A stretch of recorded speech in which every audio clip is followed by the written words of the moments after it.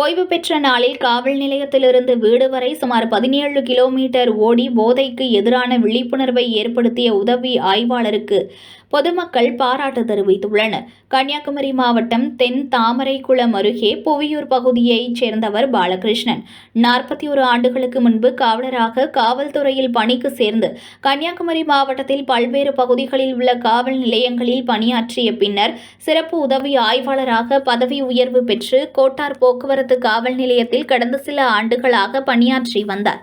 இந்த நிலையில் அவர் வயது முதிர்வின் காரணமாக ஓய்வு பெற்றார். வழக்கமாக ஒருவர் ஓய்வு பெறும்போது அவருக்கு பிரிவு உபசார விழா நடத்தி அவரை தங்கள் துறை வாகனத்தில் கௌரவமாக வீட்டிற்கு சக ஊழியர்களும் அதிகாரிகளும் அழைத்துச் செல்வது வழக்கம். ஆனால் பாலகிருஷ்ணன் காவல் நிலையத்தில் பிரிவு உபசார விழா முடிந்தவுடன் அங்கிருந்து சுமார் 17 கிலோமீட்டர் தூரம் ஓடி தனது வீட்டை அடைந்தார்.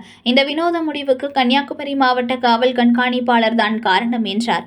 மாவட்ட காவல் கண்காணிப்பாளர் ஸ்டாலின் இளைஞர்களிடையே ஏற்படுத்தி வரும் போதைக்கு எதிரான விழிப்புணர்வையொட்டி இளைஞர்கள் போதைப் பொருட்களை பயன்படுத்தாமல் உடலை உடற்பயிற்சி மூலம் ஆரோக்கியமாக வைத்துக் கொள்ள வேண்டும் எனவும் தனது ஆரோக்கியத்தையும் பாதுகாத்துக் கொண்டு பெற்றோரையும் பாதுகாக்க வேண்டும் என இளைஞர்களை மன்றாடி பணிவோடு வேண்டுவதாகவும் அதற்கான விழிப்புணர்வு ஓட்டத்தை மேற்கொண்டதாக தெரிவித்தார். இவரது இந்த வினோத முயற்சிக்கு பொதுமக்களின் பாராட்டுகள் குவிந்து வருகின்றன. பேர் எம் பாலகிருஷ்ணன். நான் காவல்துறையில் சுமார் 41 வருஷமாக பணி செய்துவிட்டு இன்றைய தினம் பணி நிறைவு ஓய்வில் வந்துள்ளேன்.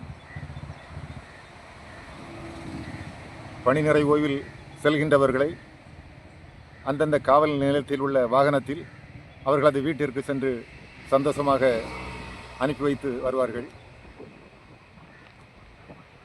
இன்றைய காலகட்டத்தில்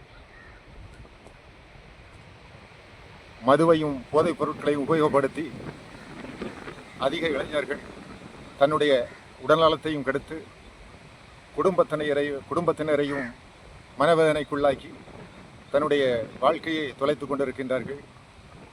அதே சமயத்தில் மதுவையும் போதைப் பொருட்களையும் கட்டுப்படுத்தும் வகையிலே கன்னியாகுமரி மாவட்ட காவல்துறை கண்காணிப்பாளர் ஐயா மருத்துவர் ஸ்டாலின் IPS ஐயா அவர்கள் கடுமையான நடவடிக்கைகள் எடுத்து மதுவையும் போதைப் பொருட்களையும் குறைத்து விட்டார்கள். மேலும் இளைஞர்கள் மதுவுக்கும் போதைப் பொருட்களுக்கும் அடிமையாகாமல் தன்னுடைய உடல்நலத்தை பேணி காக்கும் வகையிலே தன்னுடைய தாய் தந்தையர்கள் உற்றார் உறவினர்கள் சந்தோஷமாக இருக்கும் வகையிலே வீடும் நாடும் முன்னேறும் வகையிலே மதுவிற்கும் போதைப் பொருட்களுக்கும் அடிமையாகாமல் தன்னுடைய உடல்நலத்தை ஆரோக்கியமாக வைக்க வேண்டும் என்ற எண்ணத்தோடு தன்னுடைய உடல்நலத்தை நல்லாக பேணி காக்கும் வகையிலே நீங்கள் விழிப்புணர்வாக இருக்க வேண்டும் என்பதற்காக நாகர்கோவிலிருந்து கன்னியாகுமரி அருகே உள்ள பூவீர் என்னுடைய ஊராகும் 17 கிலோமீட்டர் அங்கிருந்து ஓட்டமும் நடையுமாக என்னுடைய வீடு சேர்ந்துள்ளேன். எனவே இளைஞர்களை பணிவாக கேட்டுக்கொள்கின்றேன். தயவு செய்து மதுவையும் போதைப் பொருட்களையும் உபயோகப்படுத்தாமல் தன்னுடைய வீட்டிற்கும் நாட்டிற்கும் பெருமை சேர்க்கும் வகையிலே தயவு செய்து அந்த பழக்கத்தை கைவிடும்படி மன்றாடி கேட்டுக்கொள்கின்றேன்.